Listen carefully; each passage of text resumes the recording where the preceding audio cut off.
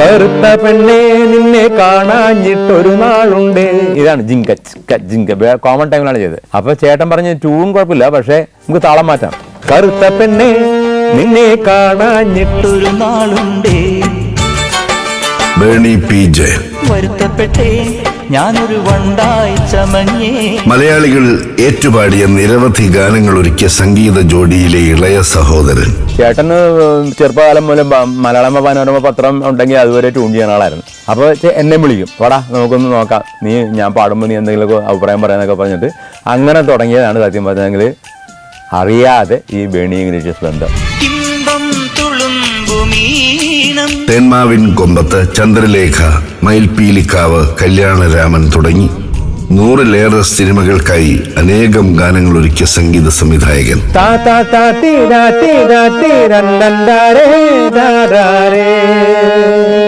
അത് ഇഷ്ടപ്പെട്ടു പുള്ളിക്ക്. പിന്നെ അതിനെ പിടിച്ചങ്ങോട്ട് ചെയ്യാൻ പോയപ്പോഴാണ് അമ്മം മക്കിളി വായാടി അല്ലിപ്പൂമ്പുഴ താൻ തോന്നി. ഗായകനും സംഗീത ഉപകരണ വിദഗ്ധനും സംഗീത സംവിധായകനുമായ ബേണി താൻ കടന്നു വന്ന വഴികൾ വിവരിക്കുകയാണ്. മോഹൻലാലിനെ ഇത് കേൾപ്പിച്ചു. എന്നിട്ട് ചേട്ടൻ ചോദിച്ച് എന്താണ് അഭിപ്രായം. അപ്പോൾ പുള്ളി പറഞ്ഞ് ഞാനെന്താ അഭിപ്രായം പറഞ്ഞു, നിങ്ങൾ നല്ല പാട്ടുണ്ടാക്കിയാൽ എന്നെ കൊണ്ട് പറ്റാവുന്ന വിധത്തിൽ ഞാൻ അഭിനയിക്കും. ഹിറ്റ് ഗാനങ്ങളുടെ പിറവിക്ക് പിന്നിലെ രസകരമായ സംഭവങ്ങൾ. പുള്ളി പറഞ്ഞു ഇതിനൊരു ജിബ്രിഷ് വേണം. ആദ്യമായിട്ടാണ് ജിബ്രിഷ് എന്നുള്ള വാക്ക് കേൾക്കണം. അതെന്താ ചേട്ടാ എന്ന് പറഞ്ഞു. അപ്പം ഗിരീഷ് ഉണ്ടാക്കുന്നുണ്ട് ഗിരീഷിന് പറ്റണില്ല, ഗിരീഷിന് ശീലമില്ല.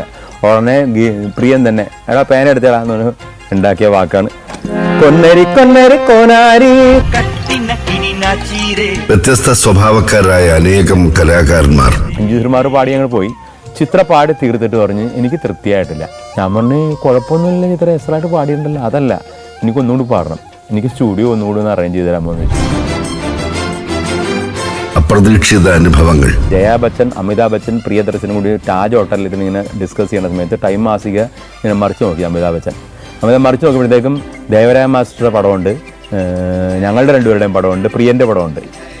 അപ്പോൾ ഇതെന്താണ് ഇത്, ഈ പാട്ട് അവർ ചെയ്ത പാട്ടൊന്ന് കേട്ട് നോക്കുമെന്ന് പറഞ്ഞിട്ട് കാസറ്റിൽ അപ്പോൾ അദ്ദേഹം ഉണ്ടായിരുന്നത് കേൾപ്പിച്ചു കൊടുത്തു. അപ്പോൾ അങ്ങനെ കേട്ടപ്പോൾ പറഞ്ഞ് ഇത് വളരെ ഗംഭീരമായിരിക്കണം, ഇങ്ങനെയുള്ള ആൾക്കാരെയാണ് നമുക്ക് നമ്മുടെ ബോളിവുഡിൽ സിനിമക്ക് ആവശ്യം.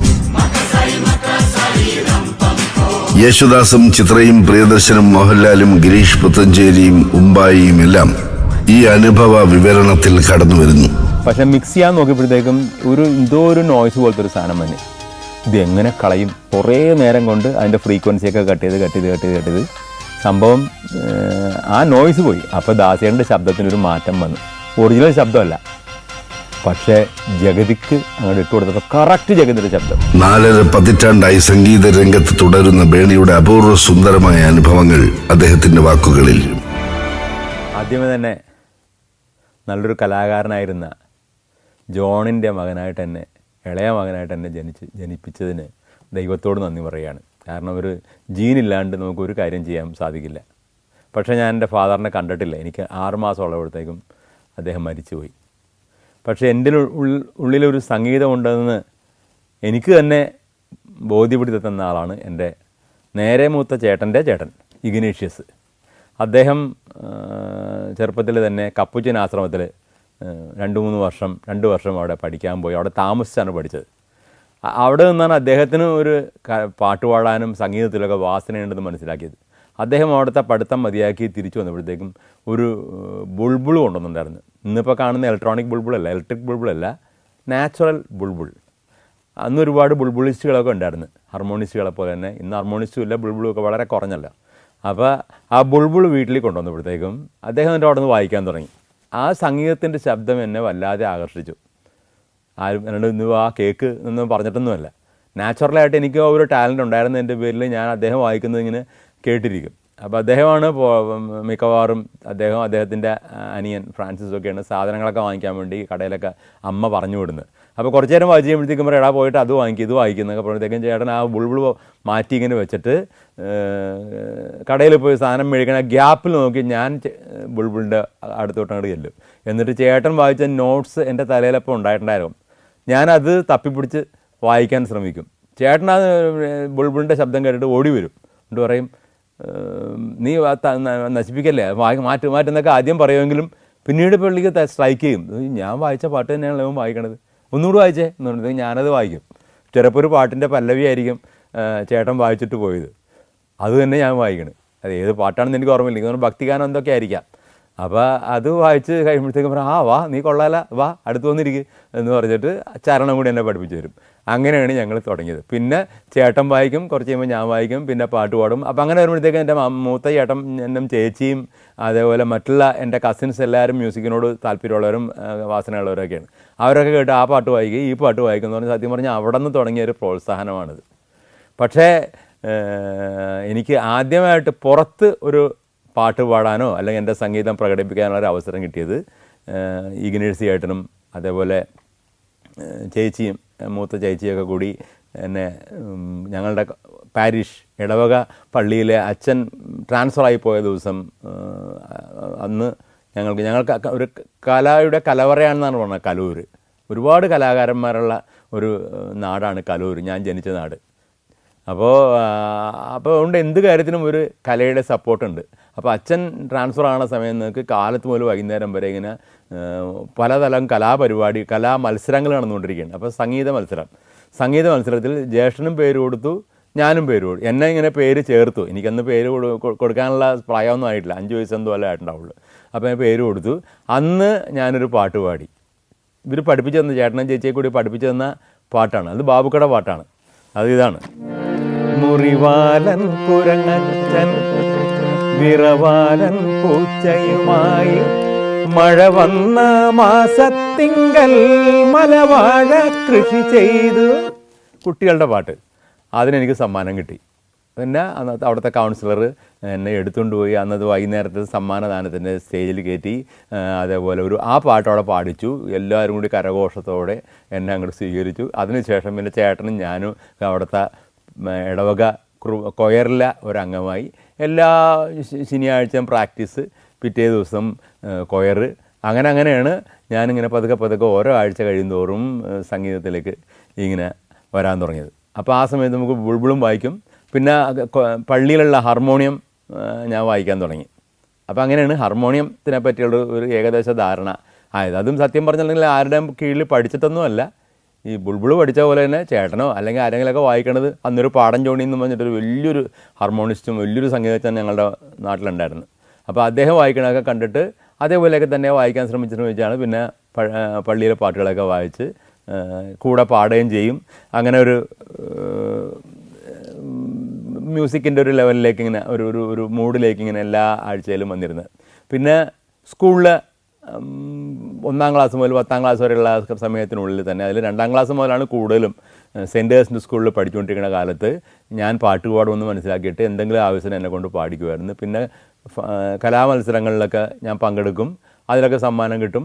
3-ാം ക്ലാസ്സിൽ പഠിക്കുമ്പോഴാണ് ഞങ്ങളുടെ സെൻറ്റിനറി ആഘോഷം, ജൂബിലി ആഘോഷം, സ്കൂളിൻ്റെ ജൂബിലി ആഘോഷത്തിന് സീനിയറായിട്ടുള്ള ഞങ്ങളുടെ സ്കൂളിലെ കലാകാരന്മാരോടൊപ്പം ഗായകന്മാരോടൊപ്പം ഒരു ഫീമെയിൽ വോയിസായിട്ട് ഞാനായിരുന്നു പാടിയത്.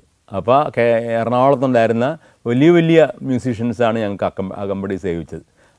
അതും എനിക്ക് വലിയൊരു നേട്ടമായി. അപ്പോൾ അന്ന് അകലെ നീലാകാശം, കുടമുല്ലപ്പൂന്, അങ്ങനത്തെ ഫേമസ് ആയിട്ടുള്ള പാട്ടുകളാണ് ഞാൻ ഫീമെയിൽ വോയിസിൽ പാടിയത്.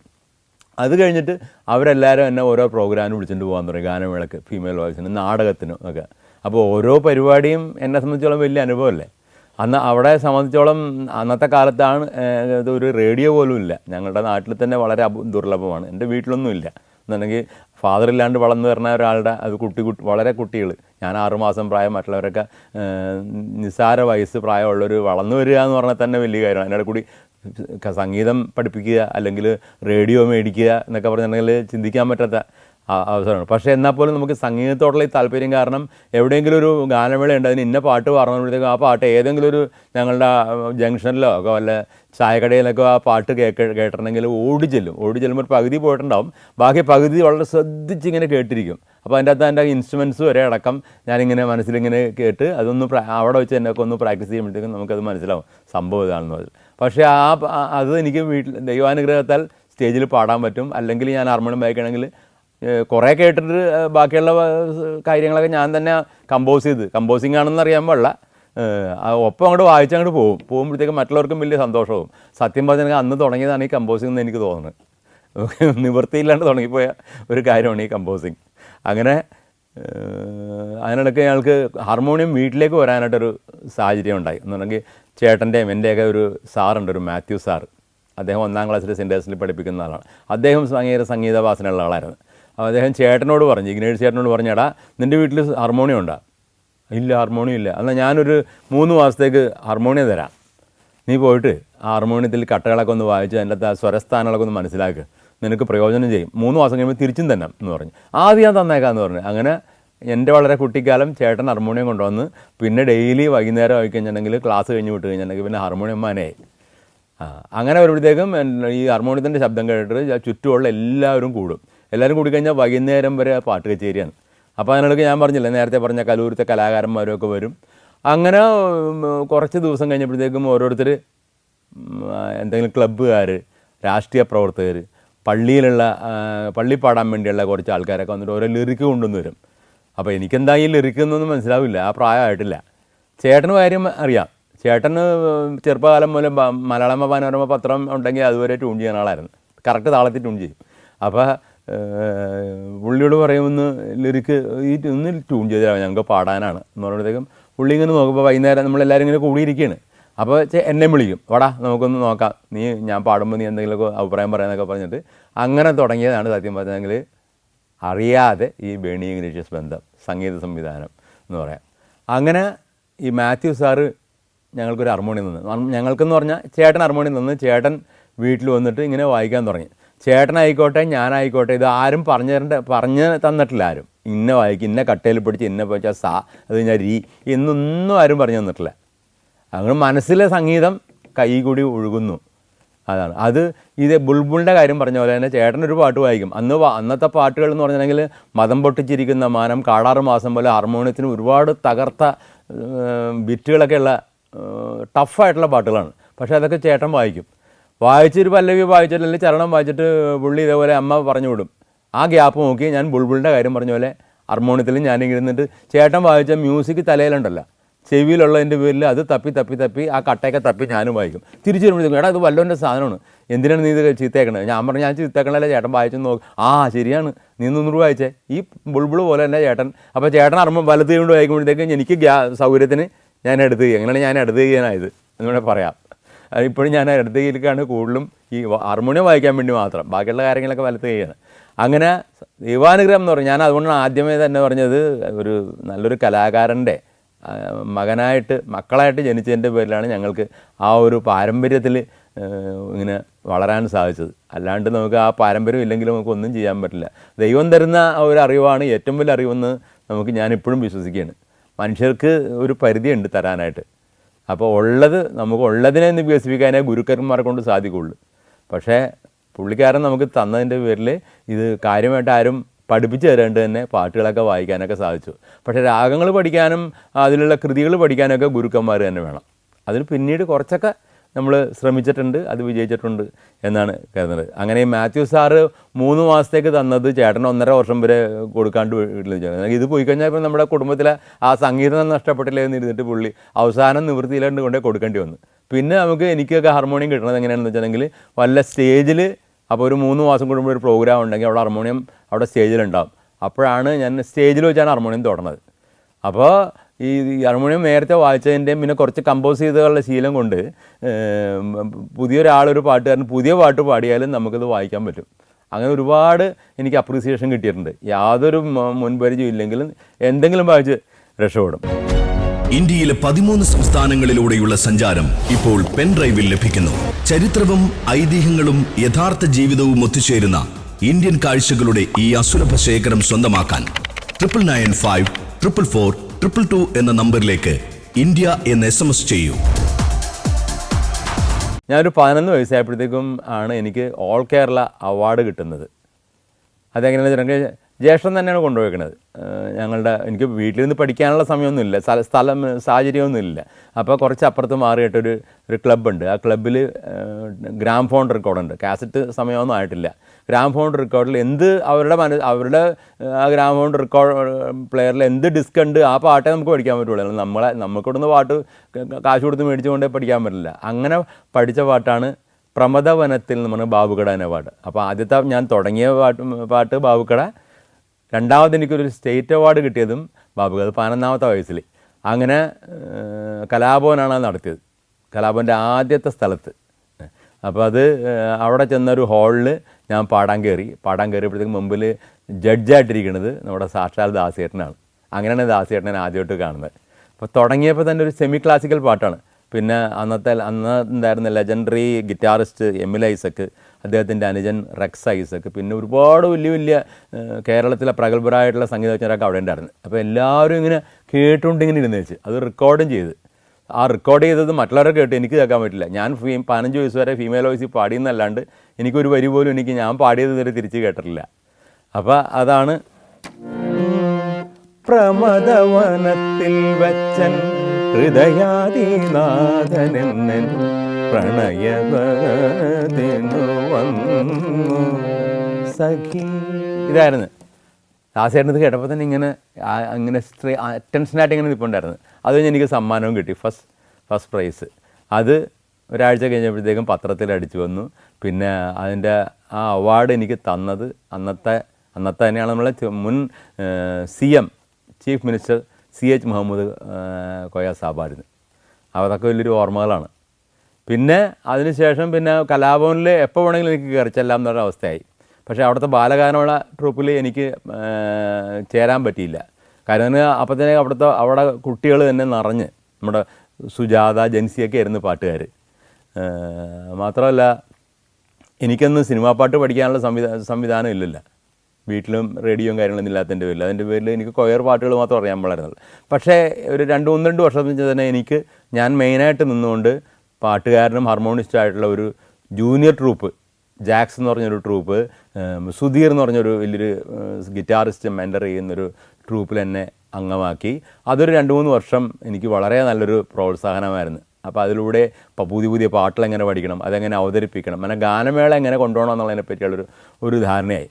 മറ്റൊരു കാര്യം എന്ന് പറഞ്ഞാൽ ചെറുപ്പകാലം മുതൽ തന്നെ ഏത് ഉപകരണം കണ്ടാലും അതും അത് ഞാനിപ്പോൾ വായിച്ച ഹാർമോണിയമോ ബുൾബുളോ മാത്രമല്ല, ചേട്ടൻ എന്നെ ഓരോ ഓർക്കസ്ട്രയിൽ ഫീമെയിൽ വോയിസ് പാടിക്കാൻ വേണ്ടി കൊണ്ടുപോകുമായിരുന്നു. പുള്ളി ഇങ്ങനെ പുറകെ മാറിയിരിക്കും, ഞാൻ അവിടെ പാടിക്കൊണ്ടിരിക്കും. പക്ഷേ പാട്ട് കഴിഞ്ഞിട്ടുണ്ടെങ്കിൽ എൻ്റെ ഗ്യാപ്പിലൊക്കെ ഓരോരുത്തർ ചായ കുടിക്കാനൊക്കെ പോകുന്ന സമയത്ത് ഞാൻ ചായ കുടിക്കാനൊന്നും പോകില്ല. ഞാൻ കുറച്ച് നേരം അവിടെ തബലിസ്റ്റ് ഉണ്ടെങ്കിൽ ആ തബലയൊക്കെ പോയിട്ടുണ്ട്, അയാൾ പോയിട്ടുണ്ട്. അപ്പോൾ ഞാൻ അവിടെ ഇരുന്ന് തബല വായിച്ചുകൊണ്ടിരിക്കും, കുറച്ച് നേരം തബല വായിക്കും. പിന്നെ കുറച്ച് നേരം വേണമെങ്കിൽ വേറെ വല്ല ഇൻസ്ട്രുമെൻ്റ് ഉണ്ടെങ്കിൽ അത് വായിക്കും, ഗിറ്റാർ ഉണ്ടെങ്കിൽ ഗിറ്റാർ വായിക്കും. ഒന്നും അറിഞ്ഞിട്ടല്ല, വെറുതെ ഇങ്ങനെ ഇട്ട് കൊട്ടിക്കൊണ്ടിരിക്കും. ചേട്ടൻ എന്നെ വഴക്ക് പറയും, നീ എന്താ വല്ലോൻ്റെ കാര്യമൊക്കെ എടുത്ത്. പക്ഷേ എനിക്കത് ഒരു ഹരമായിരുന്നു, ഓരോ ഉപകരണങ്ങൾ വായിക്കാമെന്ന് പറഞ്ഞാൽ. അങ്ങനെ ഇരിക്കുമ്പോഴത്തേക്കും 10ാം ക്ലാസ്സിൽ വെച്ചിട്ട് എനിക്ക് തോന്നി ഏതായാലും സ്കൂൾ ഫൈനലാണ് പോവുകയാണ്, ഇനി ഒരിക്കലും നമുക്ക് സ്കൂൾ വിദ്യാഭ്യാസമില്ല. അപ്പോൾ സകലത്തിനും ഞാൻ പേര് കൊടുത്ത്. സകലത്തിനും പേര് കൊടുത്തെന്ന് പറഞ്ഞിട്ടുണ്ടെങ്കിൽ കല മാത്രമല്ല, സ്പോർട്സിനും മാരത്തോൺ ഐറ്റത്തിന് വരെ ഞാൻ പേര് കൊടുത്ത്.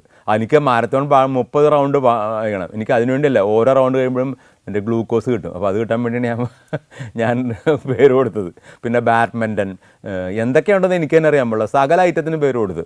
അപ്പോൾ നമ്മുടെ ഹൗസ് ക്യാപ്റ്റനൊക്കെ വലിയ സന്തോഷമായിരുന്നു. അപ്പോൾ ഒരുപാട് സമ്മാനം നമുക്ക് കിട്ടുമെന്ന് പറയാം. അവിടെ എനിക്ക് സ്പോർട്സ് ഒന്നും ABCD അറിയാൻ പാടില്ല. അങ്ങനെയുള്ള രസകരമായ ഓർമ്മകൾ എനിക്കുണ്ട് സത്യം പറഞ്ഞിട്ടുണ്ടെങ്കിൽ. പിന്നെ കൂടാണ്ട് നമ്മൾ എല്ലാത്തിനും വിളിച്ചുകൊണ്ട് പോകും. ഇപ്പോൾ ജാഥൊക്കെ ആണെങ്കിൽ അവിടെ നിന്ന് ജാഥക്ക് പാട്ട് പാടണം, ജീപ്പിൽ നിന്നിട്ട് പാട്ട് പാടണം. അപ്പോൾ അതിന് ഹാർമോണിയം വായിക്കാൻ വേണ്ടി എന്നെ വിളിച്ചുകൊണ്ട് പോകും. അപ്പോൾ അങ്ങനെ എറണാകുളം മുഴുവൻ അന്ന് കാലത്തുള്ള വൈകുന്നേരം ഇതുപോലെ ഇലക്ഷൻ സമയമൊക്കെ ആയിരിക്കും. അപ്പോൾ ഒരാളിങ്ങനെ പറഞ്ഞുകൊണ്ടിരിക്കും. അപ്പോൾ അതിന് പാട്ട് പാടാൻ വേണ്ടിയും ഹാർമോണിയം വായിക്കാൻ വേണ്ടി എന്നെ വിളിക്കും. അപ്പോൾ ജീപ്പിൽ ആ പാടുന്ന സമയത്ത് എന്നെ മൈക്കിങ്ങനെ എനിക്ക് തരും. ഇങ്ങനെ ഒരു ദിവസം മുഴുവൻ അങ്ങനെ ഞാൻ ജാഥക്ക് പാടിയിട്ടുണ്ട്. ഒപ്പം അല്ലെ കരോള് 8ാം ക്ലാസ് 7ാം ക്ലാസ്സിൽ പഠിക്കുമ്പോഴത്തേക്കും വീട്ടിലിഷ്ടം പോലെ വേറെ എൻ്റെ കൂട്ടുകാരോ അല്ല കസിൻസൊക്കെ ഉണ്ടാവും. പക്ഷേ രാത്രി ആകുമ്പോഴത്തേക്കും എന്നെ കരോളിന് വിളിച്ചുകൊണ്ട് പോകും. അങ്ങനെ ക്രിസ്മസ് ടൈം മുഴുവൻ വൈകുന്നേരം ആകുമ്പോഴത്തേക്കും ഓരോ വീട്ടിൽ കയറി ചെന്ന് കരോളം. ഇങ്ങനെ ഒരു മാരപ്പെട്ട അനുഭവങ്ങളൊക്കെ എനിക്ക് ഉണ്ടായിട്ടുണ്ടെന്ന് പറയാം ചെറുപ്പം പോലെ തന്നെ പല ടൈപ്പ്. അതൊക്കെ നമുക്ക് പിന്നീട് കമ്പോസിങ്ങിന് ഉപകാരപ്പെട്ട്. അപ്പോൾ എന്തെങ്കിലും ഒരു സിറ്റുവേഷൻ പറയുമ്പോൾ നമ്മൾ പറഞ്ഞാൽ ഇതൊക്കെ ഞാൻ അനുഭവിച്ച കാര്യങ്ങളാണ്. അപ്പോൾ നമുക്ക് അറിയാതെ തന്നെ നമ്മുടെ ഉള്ളിൽ നിന്ന് എന്തെങ്കിലും ഒരു ഈണൻ വരാനുള്ളൊരു ടെൻഡൻസി അന്നേ ഉണ്ടായിട്ടുണ്ട്. ഇങ്ങനെ സംഗീതവും പഠനവും കൊച്ചു കൊച്ചു കളികളും ഒക്കെ ആയിട്ടിങ്ങനെ നടക്കണം. അപ്പോൾ എൻ്റെ മനസ്സിൽ ഒരാഗ്രഹമുണ്ട്, സംഗീതം പഠിക്കണം. അന്നേ ഒരാഗ്രഹമുണ്ട്, സരിഗമയൊക്കെ ഓരോരുത്തർ പാടണം. അപ്പോൾ നമുക്ക് പഠിക്കാൻ പറ്റണമല്ല. അന്ന് ഒരുപാട് അക്കാഡമികളൊന്നുമില്ല. അങ്ങനെ ഇരിക്കുമ്പോഴത്തേക്കും പക്ഷേ വീട്ടിൽ അതിനെപ്പറ്റി പറയുമ്പോഴത്തേക്കും വീട്ടുകാർക്ക് നിവൃത്തിയില്ല. അല്ലെങ്കിൽ ജീവിക്കാൻ തന്നെ കഷ്ടപ്പെട്ട് ഇങ്ങനെ ഓരോ ദിവസം പാടുപെടുമ്പോഴത്തേക്കും നമുക്കെങ്ങനെ ഫീസ് കൊടുത്ത് സംഗീതം പഠിക്കുന്നത്? അവർക്കൊരു ആഗ്രഹമുണ്ട്, ഇവൻ ഇത്തരം കഴിവൊക്കെ ഉണ്ടല്ലോ, അപ്പോൾ സംഗീതം പഠിപ്പിക്കണമെന്ന് ആഗ്രഹമുണ്ടെങ്കിലും നടക്കാത്ത ഒരവസ്ഥ. അങ്ങനെ ഇരിക്കുമ്പോഴത്തേക്കും SSLC കഴിഞ്ഞ് വെക്കേഷൻ ടൈമിൽ കളിച്ചാൽ കിടക്കുമ്പോഴത്തേക്കും എൻ്റെ നേരെ മൂത്ത ചേട്ടൻ ഫ്രാൻസിസ്, അദ്ദേഹം മരിച്ചുപോയി. ഫ്രാൻസിസിൻ്റെ ചേട്ടനാണ് ഇഗ്നേഷ്യസ്. ഫ്രാൻസിസ് പറഞ്ഞ്, നിന്നെ ഞാൻ പഠിപ്പിക്കാം, കലാഭവനിലോട്ട് പഠിപ്പിക്കാം, ഒരു 6 മാസത്തേക്കുള്ള ഫീസ് ഒരുക്കി വെച്ചിട്ടുണ്ട്. ഒരുക്കി വെച്ചതല്ല, 6 മാസം വരെ പഠിപ്പിച്ചു. ശാന്തമ്മ എന്ന് പറഞ്ഞൊരു നല്ലൊരു പാട്ടുകാരത്തി ഉണ്ടായിരുന്നു അവിടെ. അവരാണ് എന്നെ പഠിപ്പിച്ചത്. പക്ഷേ ഒരു വർണ്ണം വരെയൊക്കെ പഠിപ്പിച്ച് ഒരു ബേസ് സത്യം പറഞ്ഞാൽ കിട്ടി. ഇപ്പോഴും എന്തെങ്കിലും വരിശകളൊക്കെ പ്രാക്ടീസ് ചെയ്യണമെങ്കിൽ ശാന്തമ്മ ടീച്ചർ പാടി എനിക്ക് തന്ന വരിശകളും ഇപ്പോഴും ഓർമ്മയുണ്ട്. പ്രാക്ടീസ് ചെയ്യാൻ മാനമാള കോളേജിൽ ഇങ്ങനെ പ്രാക്ടീസ് ചെയ്തുകൊണ്ടിരിക്കും വല്ലപ്പോഴൊക്കെ. അപ്പോൾ അങ്ങനെ ആ ഒരു 6 മാസത്തെ അടിസ്ഥാനത്തിൽ നിന്നാണ് ഞാൻ പിന്നെ സംഗീതത്തിൻ്റെ അറിവുകൾ ഇങ്ങനെ വെച്ചത് എന്ന് വേണമെങ്കിൽ പറയാം. അത് കഴിഞ്ഞ് 6 മാസം കഴിഞ്ഞപ്പോഴത്തേക്കും ഫ്രാൻസിസ് ചേട്ടൻ തന്നെ പറഞ്ഞു, എനിക്കിനി പഠിപ്പിക്കാൻ നിവൃത്തിയില്ല എന്ന് പറഞ്ഞു. പക്ഷേ എന്നാലും എനിക്കതുകൊണ്ട് സങ്കടമില്ല. കാരണം അപ്പം തന്നെ കലാഭവൻ്റെ ജൂനിയർ ഓർക്കസ്ട്രയിൽ പാട്ടുകാരനായിട്ട് തന്നെ റെക്സ് മാസ്റ്ററാണ് എന്നെ നിയമിച്ചതല്ല, എന്നെ തിരഞ്ഞെടുത്തത്. അങ്ങനെ സീനിയർ പാട്ടുകാരനായി. അങ്ങനെ ഒരു വർഷത്തിനടുത്ത് വരെ അവിടുത്തെ പ്രാക്ടീസും പരിപാടികളുമായിട്ട് ജൂനിയർ ട്രൂപ്പിലെ ഒരു ഗായകനായിട്ട് ഞാൻ അങ്ങനെ ഇരുന്നു. പക്ഷേ അപ്പോഴേക്കും എൻ്റെ വോയിസ് ചേഞ്ചും പിന്നെ കൂടാണ്ട് ചില വോക്കൽ പ്രശ്നങ്ങൾ എന്തൊക്കെയായിട്ട് ഞാൻ പിന്നെ പാട്ട് നിർത്തി കഴിഞ്ഞപ്പോഴത്തേക്കുമാണ് ഉപകരണ സംഗീതത്തിലേക്ക് കിടന്നത്. എനിക്ക് അങ്ങനെ മ്യൂസിക് നിർത്തണമെന്ന് ഒരു താല്പര്യമില്ല. പാട്ട് നിർത്തിയാലും ഒരിക്കലും മ്യൂസിക്കിൽ എന്തെങ്കിലും ഒരു ചെറിയൊരു മണിയെങ്കിലും പിടിച്ചിട്ട് അവിടെ പിടിച്ചു നിൽക്കണം എന്നുള്ളൊരാഗ്രഹം ഉണ്ടായിരുന്നു. ചേട്ടനും അത് തന്നെ പറഞ്ഞിരുന്നത്, ഒരു കാലത്തും മ്യൂസിക് ഫീൽഡിൽ നിന്ന് പോകരുത്, എന്തെങ്കിലും ഒരു ഇൻസ്ട്രുമെൻറ്റ് വെച്ചിട്ടെങ്കിൽ ആ ഫീൽഡും പിടിച്ചു നിൽക്കണം. അങ്ങനെ ഇരിക്കുമ്പോഴത്തേക്കും CAC ട്രൂപ്പിലേക്ക് തന്നെ അന്ന് 1975 എന്ന് പറഞ്ഞാൽ എനിക്ക് 15 വയസ്സ്. ആ സമയത്താണ് അത് തുടങ്ങുന്നത്. തുടങ്ങിയപ്പോൾ തന്നെ അവിടെ എന്നെ കോങ്കോഡ്രം ബോങ്കോസ് പഠിപ്പിക്കാൻ വേണ്ടി വിളിച്ചു. എന്നുണ്ടെങ്കിൽ ടാലൻ്റ് ഉണ്ട് എന്നുള്ള തോന്നൽ, ഇയാൾ പഠിപ്പിച്ചോളും എന്നുള്ള തോന്നൽ കൊണ്ടാണ്. അല്ലാണ്ട് ഞാൻ കോങ്കോഡ്രം വായിക്കുന്ന ആളോ അല്ലെങ്കിൽ ബോങ്കോസ് വായിക്കുന്ന ആളായിട്ടല്ല. പക്ഷേ അത് പഠിപ്പിച്ച നല്ല സ്റ്റുഡൻസിനെയൊക്കെ എനിക്ക് കിട്ടി.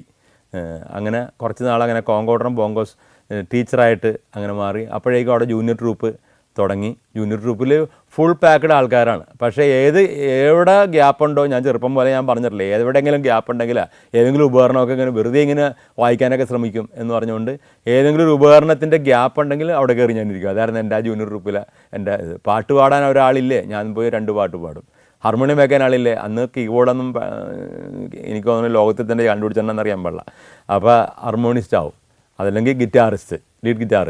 ഇങ്ങനെ ഒരു ധൈര്യം ഉണ്ടായിരുന്നു.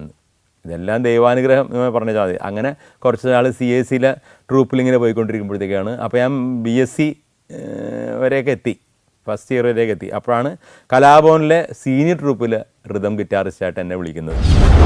അതിൻ്റെ പേരിൽ നൊട്ടേഷൻ പഠിക്കാൻ എനിക്ക് ഒരു ചിന്തിക്കാൻ വേറെ ഒന്നും ചെയ്യേണ്ടി വന്നില്ല. ഞാൻ CAC ചെന്ന് Rex master, legendary violinist Rex മാസ്റ്ററിൻ്റെ അടുത്ത്, അപ്പോൾ അദ്ദേഹം വന്നപ്പോൾ അവിടുത്തെ പ്രിൻസിപ്പാളുമാണ്, പിന്നെ വയലിൻ പഠിപ്പിക്കുന്ന ആളുമാണ്. ഗിറ്റാർ അങ്ങനെ പഠിപ്പിച്ച് ഞാൻ കണ്ടിട്ടില്ല. അതേസമയം പക്ഷേ അദ്ദേഹത്തിനെല്ലാം അറിയാമെന്ന്, നമുക്ക് എല്ലാം പറ്റും എന്നുള്ള എനിക്കറിയാം.